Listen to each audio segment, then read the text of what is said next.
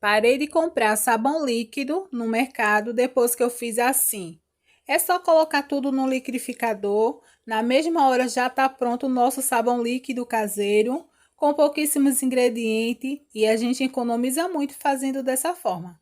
Vamos lá conferir esse passo a passo? Oi, oi, lindonas, tudo bem com vocês? Sejam todas bem-vindas. Para dar início à nossa receita, vamos precisar de um detergente do mercado de 500 ml. Pode ser qualquer um, tá bom? Vamos precisar de 200 gramas de sabão em pó, também da sua preferência. Vamos colocar junto com o detergente. Logo a seguida, vamos precisar de 2 colheres de açúcar. As colheres você pode utilizar de sopa. Assim que eu acrescentar as 2 colheres de açúcar, vamos precisar também de 500 ml de água à temperatura ambiente da torneira. Depois que eu coloquei todos os ingredientes, bem simples e fácil, vamos levar para triturar de 1 a 2 minutinhos. E assim que eu fizer isso, eu estou voltando.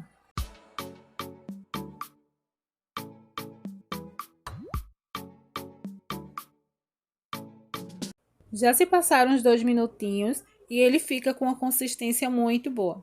Se você quiser usar ele assim, também dá para você usar, tá bom? Ele fica ótimo, só com o sabão em pó, o detergente e o açúcar. Ele fica muito cremoso.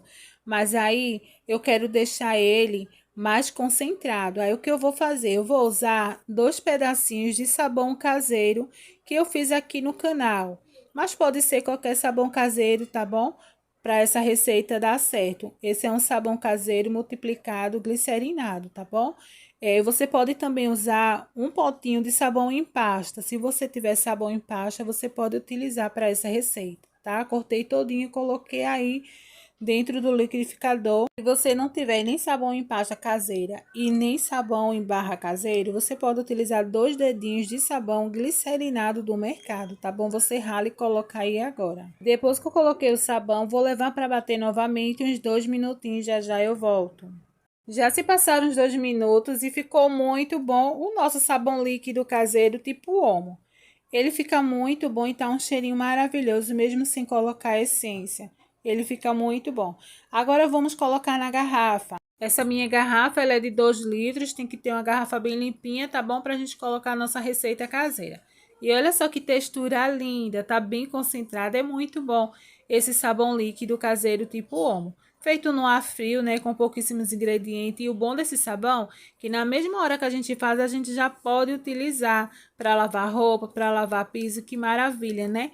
Ah, lembrando também que antes da gente utilizar, a gente precisa agitar vagarosamente, tá bom? Que é para unir os ingredientes e a gente utilizar.